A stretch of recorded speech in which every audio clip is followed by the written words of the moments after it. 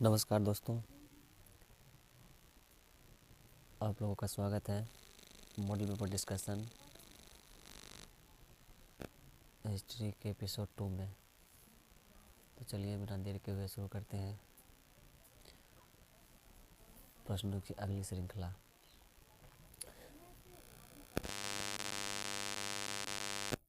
Thirty 38 प्रश्न से शुरू करते हैं। गुरु नानक ने किसे अपना उत्तराधिकारी बनाया। तो इसका जो सही जवाब होगा, एक बार ऑप्शन देख लेते हैं। ऑप्शन: गुरु अर्जुन देव, गुरु अंगद, बाबा फरीद, गुरु तेग बहादुर। तो इसका सही जवाब होगा वो होगा ऑप्शन बी, गुरु अंगद। गुरु नानक ने अपना उत्तराधिकारी गुरु अंगद को बनाया, जो कि गुरु नानक के बड़े भाई थे, जिनका नाम था लाना सिंह। उनका नाम यहाँ रखकर अंगद रखकर किया था। ये सिख के 5वें गुरु थे और कब बने थे? 1539 ईस्वी में। चलिए अगला प्रश्न देखते हैं। अगला प्रश्न है, गुरु ग्रंथ साहिब का अंतिम संकलन किसने किया? तो इसके ऑप्शन देख लेते हैं एक बार। गुरु नानक, गुरु अंगद, गुरु तेग बहादुर, गुरु गोविंद सिंह। जिसका सही जवाब होगा वो होगा ऑप्शन डी। क्या होगा? Option D. कौन किए थे? गुरु गोविंद सिंह किए थे।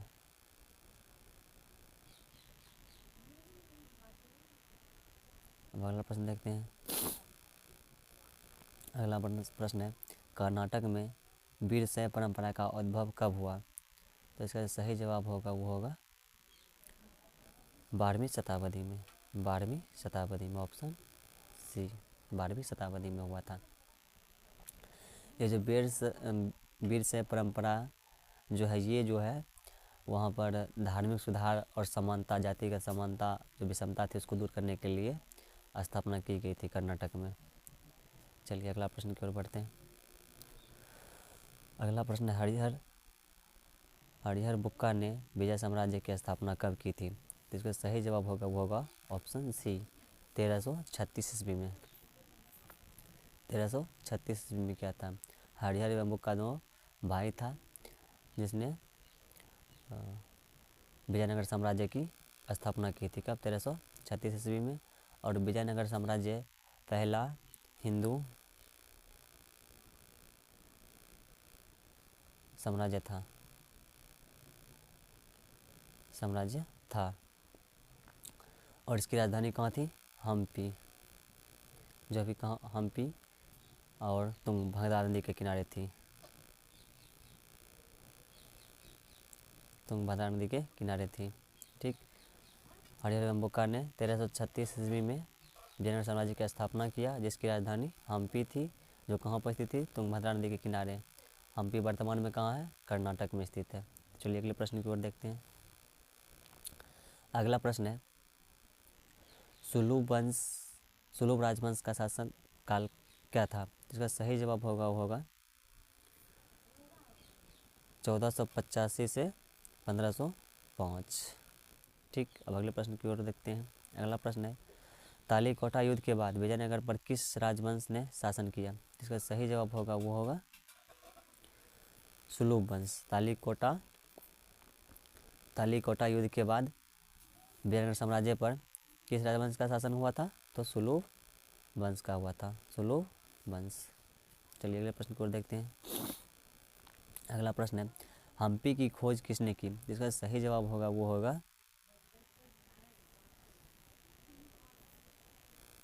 Colin McKenzie. कब किया था? तो 1800 ईस्वी में किया था हम्पी का खोज कॉलिन मैकेंजी ने 1800 ईस्वी में हम्पी की खोज किया था। हम्पी कहाँ राजधानी थी? तो विजयनगर की। कहाँ राजधानी थी? तो विजयनगर की। अगला प्रश्न देखते हैं, बहमनी राज्य की स्थापना कब हुई थी? इसका सही जवाब होगा वो होगा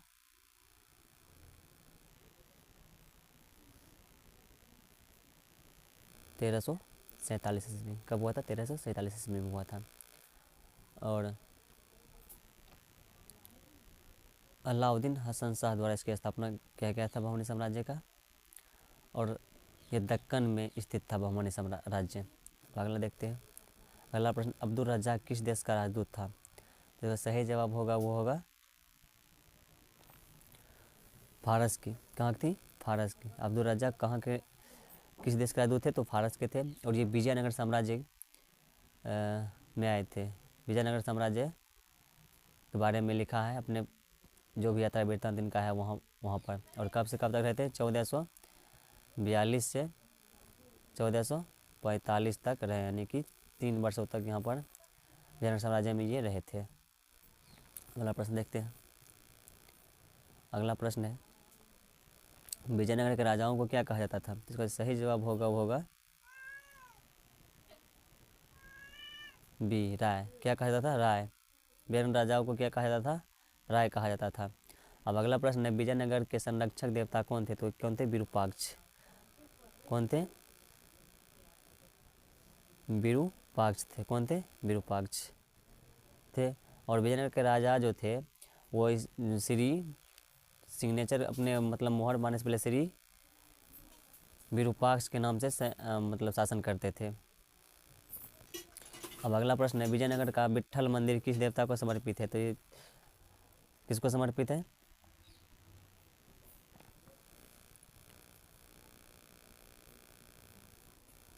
किसको समर्पित है? ये विष्णु को समर्पित है। किसको समर्पित है? विष्णु को समर्पित है। अगला प्रश्न देखते हैं।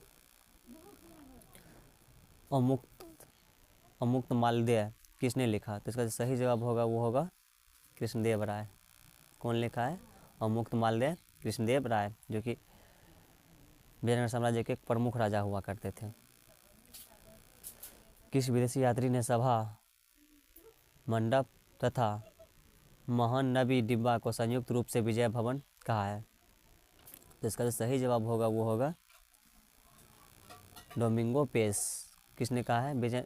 किस विदेशी यात्री ने मंडप तथा महानबी डिब्बे का संयुक्त रूप से विजयनगर भवन को कहा है? कौन कहा है? Domingo Paes. कौन कहा है? Domingo Paes. अगला प्रश्न देखते हैं। अगला प्रश्न है, अकबरनामा कितने खंडों में विभाजित है? इसका सही जवाब होगा वो होगा ऑप्शन ए, यानी कि 3। अकबरनामा कितने खंडों में विभाजित है? तो 3 खंडों में विभाजित है। उसके बाद और इसका रचना किसने किया है? अबुल फजल ने। अकबरनामा किसने लिखा है? अबुल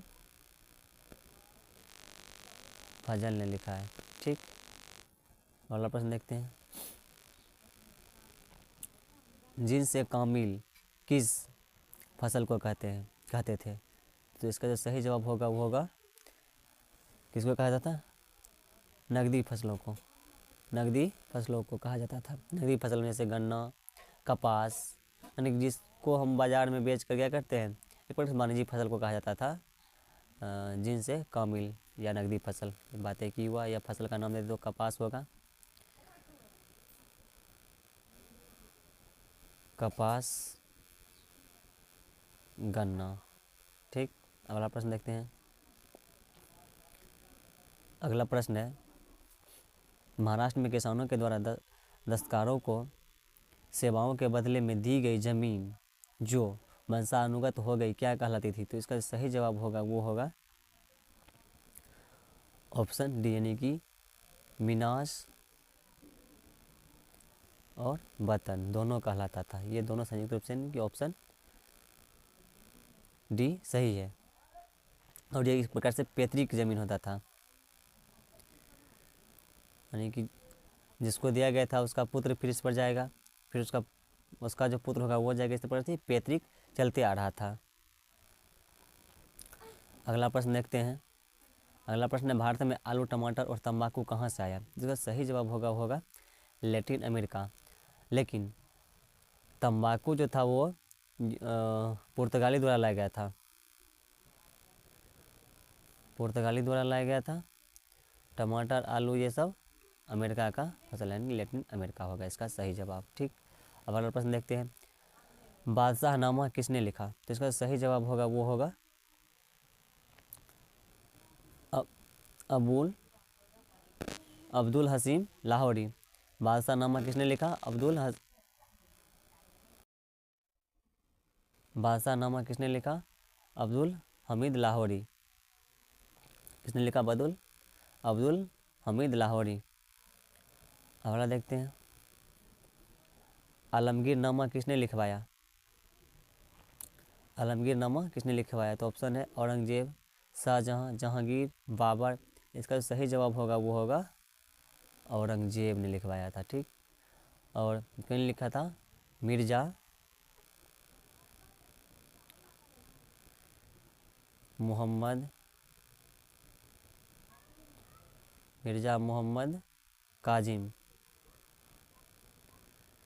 काजिम ने लिखा था। कब लिखा था? तो 1668 ईस्वी में। ठीक, तो आलमगीरनामा किसने लिखवाया था? तो औरंगजेब ने लिखवाया था। और लिखा कौन था? मिर्जा मोहम्मद काजिम। कब? 1668 ईस्वी में। अब अगला प्रश्न देखते हैं। अगला प्रश्न है, तुजुक ए बाबरी की रचना किस भाषा में हुई थी? तो इसका सही जवाब होगा वो होगा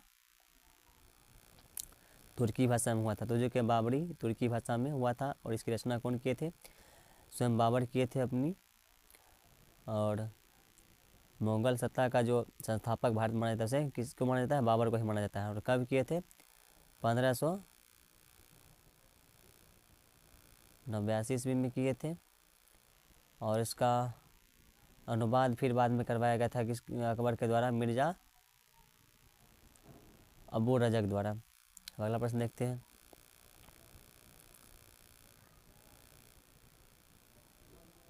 पंद्रह सौ छब्बीस में पानीपत के प्रथम युद्ध।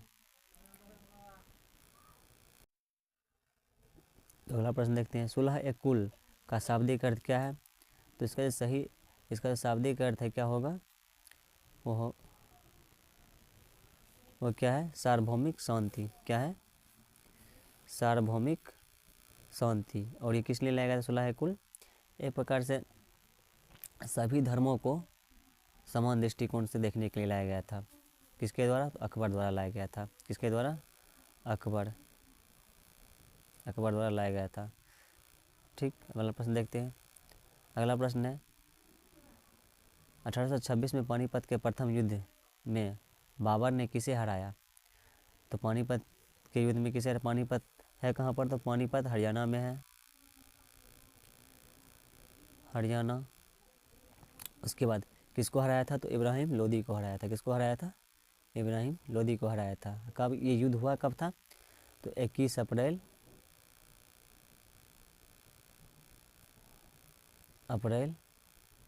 1526 को हुआ था। कहाँ पर? हरियाणा के पानीपत में। कहाँ हुआ था? पानीपत में हुआ था। ठीक, अब अगला प्रश्न देखते हैं। अमेरिकी स्वतंत्रता संग्राम के दौरान ब्रिटिश सेना का कमांडर कौन था जो बाद में बंगाल का गवर्नर जनरल बना? तो प्रश्न क्या कहता है, अमेरिका का जब स्वतंत्रता संग्राम हो रहा था तो उस समय वहाँ के ब्रिटिश सेना का नेतृत्व कौन कर रहा था? और बाद में जब स्वतंत्रता संग्राम ख़त्म हो गई तो उसके बाद उसको बंगाल यानी भारत में गवर्नर जनरल बनाया गया, बंगाल का गवर्नर जनरल बनाया गया था। तो इसका सही जवाब होगा वो होगा लॉर्ड कर्नवालिस। कौन थे? Lord Cornwallis. और कब बने थे ये? अमेरिका स्वतंत्रता संग्राम कब हुआ था? 1786 में। ठीक, अब अगला प्रश्न देखते हैं। अगला प्रश्न है, पाँचवीं रिपोर्ट में क्या शामिल है? पाँचवीं रिपोर्ट में क्या शामिल है? तो इसमें क्या है, पाँचवीं रिपोर्ट जो थी एक प्रकार से वहाँ पर ज़मींदारों और रैयतों की अर्जियाँ थी, जिसमें कि कलेक्टर की रिपोर्ट, राजस्व विवरण से संबंधित संख्या की तालिका, उपयुक्त सभी। क्या होगा प्रश्न? सभी। इसका सही जवाब क्या होगा? उपयुक्त सभी, ऑप्शन डी होगा। उसके बाद पाँचवीं रिपोर्ट जो थी वहाँ पर ज़मींदारों के रैयतों के द्वारा एक अर्जी डाली गई थी। वहाँ पर जो साहूकार थे वो ज़्यादा से ज़्यादा ज़मीन का लगान ले रहा था और कर्ज माफ़ी के लिए एक प्रकार से किया गया था। ये कब पाँचवीं रिपोर्ट कब आई थी? तो 1813 ईस्वी में आया था। कब आया था? 1813 ईस्वी में आया था। और ये 1002 पन्ना का पेज का है पाँचवीं रिपोर्ट। ठीक, अगला प्रश्न देखते हैं। आनंद मठ किसकी कीर्ति है? ऑप्शन है Bankim Chandra, option B Dayanand, option B Vivekanand, option D Keshav Chandra Sen. तो इसका सही जवाब हो गया बंकिम चंद्र चटर्जी। इसमें सन्यासी विद्रोह का वर्णन है आनंद मठ में।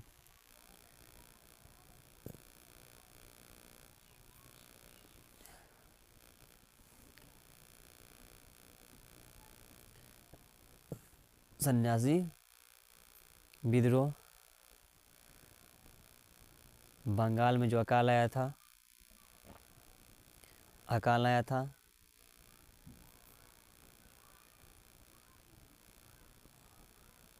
वंदे मातरम जो गीत है वो सब का इसमें वर्णन है, इसमें आनंद मठ में। ठीक, अब अगला प्रश्न देखते हैं। सूर्यास्त कानून किस पर लागू होता था? इसका सही जवाब है क्या है, ये जमींदार पर लागू होता था। यानी कि सूर्यास्त कानून में ये था कि जिस दिन लगान का डेट है, तारीख है, उस तारीख को किसी भी हाल में सूर्यास्त तक में जमींदार को लगान जमा करना पड़ता, नहीं तो वह जमींदारी उसकी छीन जाती थी। ठीक, अगला प्रश्न देखते हैं। दामिनी एक्को का सीमांकन कब हुआ था? तो इसका जो सही जवाब होगा वो होगा 1832 में। कब हुआ था? 1832 में। और दामिनी है क्या? एक प्रकार से भूमि का टुकड़ा, क्या है? जमीन है, आदिवासी को दिया गया था। कहाँ दिया गया था? संथाल में। और राजमहल के पहाड़ी को किसके लिए? आदिवासी को दिया गया था राजमहल। दामिनी को है एक प्रकार से। अगला प्रश्न देखते हैं। अमेरिका में गृह युद्ध कब आरंभ हुआ था? इसका सही जवाब जो होगा वो होगा। अगला प्रश्न है, दक्कन दंगा आयोग की रिपोर्ट ब्रिटिश पार्लियामेंट में कब पेश की गई थी? तो इसका जो सही जवाब होगा वो होगा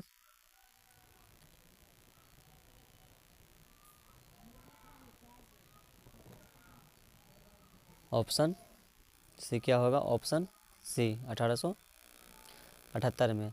और 1889 ईस्वी में, सॉरी 1879 ईस्वी में दक्कन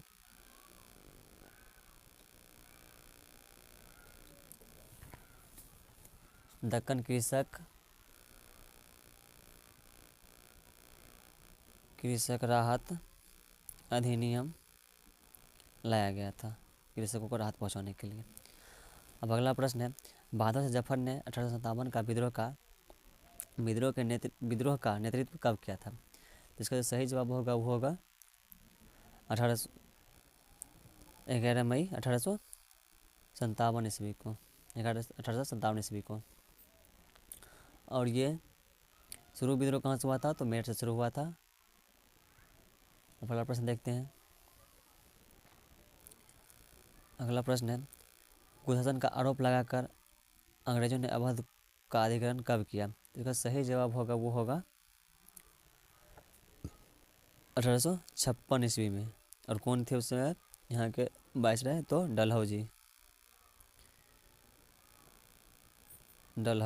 डलहौजी ने ही हड़प नीति या कुशासन का हड़प नीति का यहाँ पर क्या क्या था? नीति अपनाया था।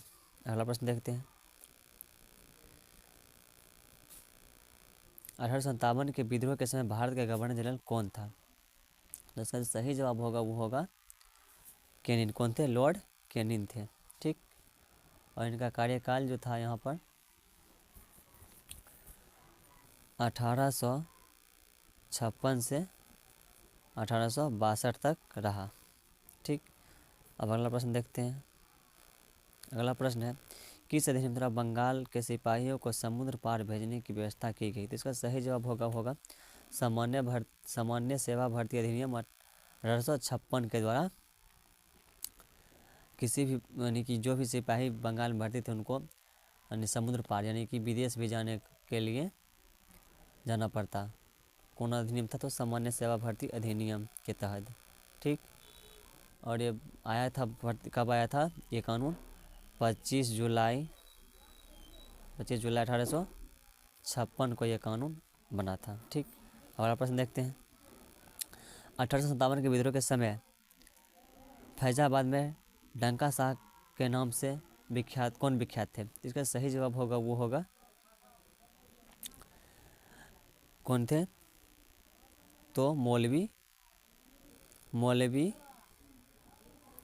मौलवी अहमदुल्ला थे, जिन्हें डंका खां के नाम से जाना गया था 1857 की क्रांति में। अब अगला प्रश्न देखते हैं, निम्नलिखित में से किसे अंग्रेजों ने फांसी पर लटका दिया? तो इसका सही जवाब होगा वो होगा, किनको लटकाया था? तो वो थे तात्या टोपे। कौन थे? तात्या टोपे। कौन थे? तात्या टोपे। इनका और भी एक नाम था, क्या था? रामचंद्र पांडुरंगा इनका नाम था। अब अगला प्रश्न देखते हैं, निम्नलिखित में किसने 1857 के विद्रोह को हिंदू मुस्लिम षड्यंत्र का परिणाम माना? इसका सही जवाब जो होगा वो होगा जेम्स आउटरम। कौन थे? जेम्स आउटरम, जिन्होंने कि 1857 के विद्रोह को हिंदू मुस्लिम षड्यंत्र कहा था। अब अगला प्रश्न देखते हैं, और 1857 के विद्रोह को प्रथम स्वतंत्रता संग्राम कहा था कौन? बी.डी. सावरकर ने। अगला प्रश्न देखते हैं, अगला प्रश्न है,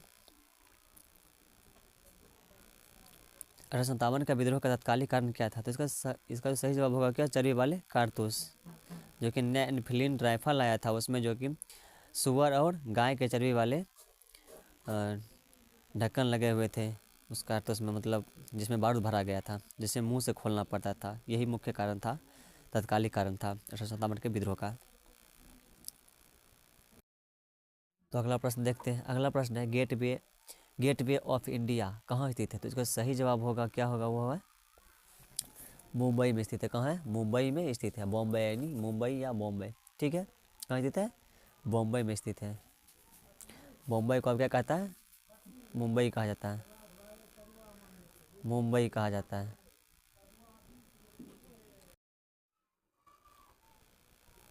अब अगला प्रश्न देखते हैं, संपूर्ण भारत की जनगणना कराने का पहला प्रयास कब किया गया था? तो इसका सही जवाब है वो क्या होगा? 1872 में किया गया था। कब किया गया था? 1872 में लॉर्ड मेयो के समय किया गया था। लॉर्ड मेयो के समय किया गया था। उसका पहला आधिकारिक जनगणना जो है 1881 में कराने का प्रयास किया गया था। किसके समय? लॉर्ड रिपन के समय किया गया था। अगला प्रश्न देखते हैं, 1878 में सर्वे ऑफ इंडिया की स्थापना क्यों की गई थी? इसका सही जवाब क्या होगा? नक्शा तैयार करने के लिए। और यहाँ पर जो ब्रिटिश सरकार की जो भी जहाँ उसका उपनिवेश था उस सब को एक विधिवत रूप से एक नक्शा तैयार करके और उसे संकलित करना था। अब अगला प्रश्न देखते हैं, अगला प्रश्न है, महात्मा गांधी के राजनीतिक गुरु कौन थे? तो इसका साधारण सा जवाब क्या होगा? गोपाल कृष्ण गोखले। महात्मा गांधी के राजनीतिक गुरु किसको कहा जाता है? गोपाल कृष्ण गोखले को कहा जाता है। अगला प्रश्न है, गांधी जी ने साबरमती आश्रम की स्थापना कहाँ की थी? तो इसका सही जवाब क्या होगा? अहमदाबाद में किया था। कहाँ किया था? अहमदाबाद में किया था। अहमदाबाद में साबरमती आश्रम की स्थापना किया गया था। अगला प्रश्न है, कांग्रेस और मुस्लिम लीग के बीच लखनऊ पैक्ट हुआ था। कब हुआ था? तो इसका सही जवाब जो है वो होगा 1906 ईस्वी में। और कौन कौन थे? बाल गंगाधर तिलक और जिन्ना मुख्य रूप से इसमें थे। उसके बाद अहमदाबाद के कपड़ा मिल मजदूर का आंदोलन कब हुआ था? इसका सही जवाब जो होगा वो होगा, कब हुआ था? तो हुआ था 1918 में। कब हुआ था? 1918 में हुआ था। और वहाँ कौन थी? फरवरी मार्च, लगभग फरवरी मार्च 1918 में। इसका नेतृत्व किसने किया था? महात्मा गांधी ने किया था। 1919 में दिल्ली में अखिल भारतीय खिलाफत 1919 में दिल्ली में अखिल भारतीय खिलाफत सम्मेलन के अध्यक्ष कौन थे? तो इसका सही जवाब जो होगा वो होगा शौकत अली। इसमें मोहम्मद अली भी थे और अबुल कलाम आज़ाद भी थे। और महात्मा गांधी ने इसे हिंदू मुस्लिम एकता के रूप में देखा था, ठीक। तो इसका सही जवाब क्या होगा? ये होगा शौकत अली होगा, ठीक। अगला प्रश्न देखते हैं, अगला प्रश्न है, गांधी जी ने असहयोग आंदोलन कब आरंभ किया था? तो इसका सही जवाब है ऑप्शन है अगस्त 1920 में। कब किया था? 1 अगस्त को किया था। 1 अगस्त को किया था। अब अगला प्रश्न है, निम्नलिखित में कौन सैमन कमीशन के सदस्य नहीं थे? तो इसका सही जवाब होगा वो होगा ऑप्शन डी होगा, इनमें से कोई नहीं, क्योंकि सैमन कमीशन जैसा एक प्रकार से ये ब्रिटिश पार्लियामेंट के सदस्य लोग थे। अब अगला प्रश्न देखते हैं, दिसंबर 1929 में कांग्रेस का वार्षिक अधिवेशन कहाँ हुआ था? इसका सही जवाब होगा वो होगा लाहौर में। कहाँ हुआ था? लाहौर में हुआ था। लाहौर अभी कहाँ है? पाकिस्तान में स्थित है। ठीक, और ये 44वां अधिवेशन था। ठीक, अगला प्रश्न देखते हैं, गांधी इरविन समझौता कब हुआ था? तो इसका सही जवाब है वो है, कब हुआ था? मार्च 1931 को हुआ था। कब हुआ था? 5 मार्च 1931 को हुआ था। गांधी और वायसराय के बीच हुआ था। गांधी और भारत के समय जो वायसराय थे उसके समय हुआ था। अब अगला प्रश्न है, अंग्रेजों के विरुद्ध विद्रोह करने वाली रानी गडलियू कहाँ की थी? तो इसका सही जवाब है ऑप्शन ए, मणिपुर की थी। और पूर्वोत्तर भारत के स्वतंत्रता सेनानियों में महत्वपूर्ण थे, जैसे कि नागालैंड, त्रिपुरा, मिजोरम, असम, इन सब क्षेत्रों में रानी गडलियों का महत्वपूर्ण स्वतंत्रता संग्राम में महत्वपूर्ण योगदान था। इनका रानी गडलियों का। ठीक, अगला प्रश्न देखते हैं। अगला प्रश्न है, सांप्रदायिक पंचांग की घोषणा किस वर्ष की थी? कैमुरल अवार्ड इसको कहा जाता है, कैमुरल अवार्ड।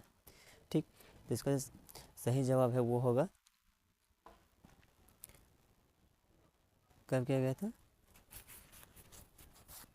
इसका सही जवाब है ऑप्शन बी, अगस्त 1932 को। और तारीख क्या था? तो 16 अगस्त 1932 को किया गया था। 16 अगस्त 1932 को कैमुरल अवार्ड या सांप्रदायिक पंचायत की घोषणा की गई थी। ठीक, और उसमें किसके द्वारा की गई थी? मैकडोनाल्ड के द्वारा।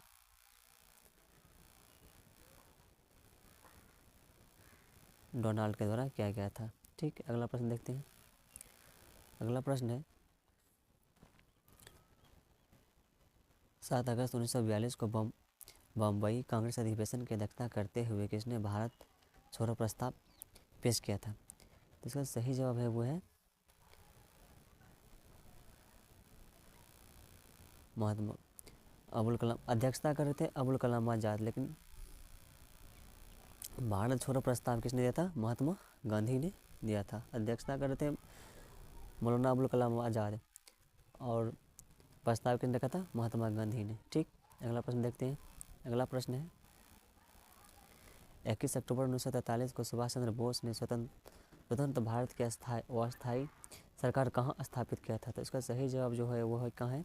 सिंगापुर में। कहाँ किए थे? तो सिंगापुर में किए थे। ठीक, अगला प्रश्न, निम्नलिखित में कौन कैबिनेट मिशन का सदस्य नहीं था? तो इसका सही जवाब जो है वो है जॉर्ज बेबेल। कौन? जॉर्ज बेबेल। ठीक, और कैबिनेट मिशन भारत कब आया, कब था? 1946 में भारत आया था। ठीक, अगला प्रश्न देखते हैं। और जॉर्ज बेबेल जो है, जॉर्ज बेबेल ये भारत के 23वें वायसराय थे।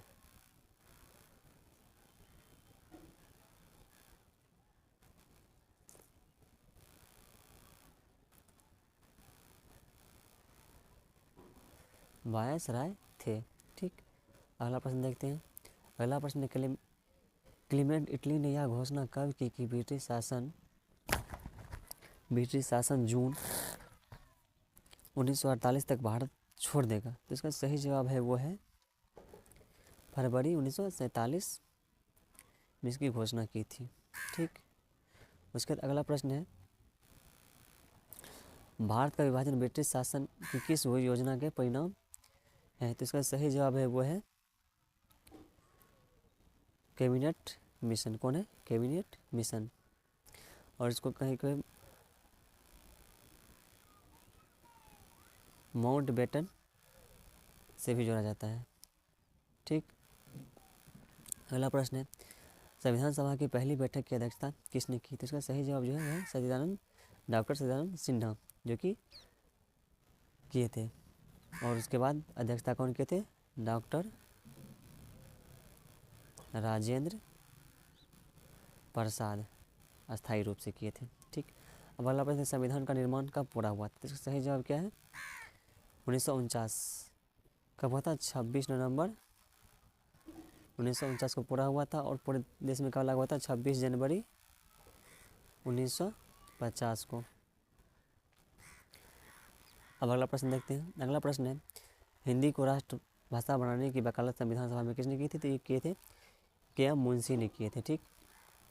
अब अंतरिम सरकार में गृह मंत्री कौन थे? तो इसका सही जवाब है सरदार वल्लभ भाई पटेल अंतरिम सरकार में थे, गृह मंत्री थे। उसके बाद है, न्यू इंडिया और कॉमन बिल अखबार किसने प्रकाशित किया? तो इसका सही जवाब जो है को है एनी बेसेंट। कौन किए थे? एनी बेसेंट ने किए थे। न्यू इंडिया और कॉमन बिल अखबार की शुरुआत कौन किए थे?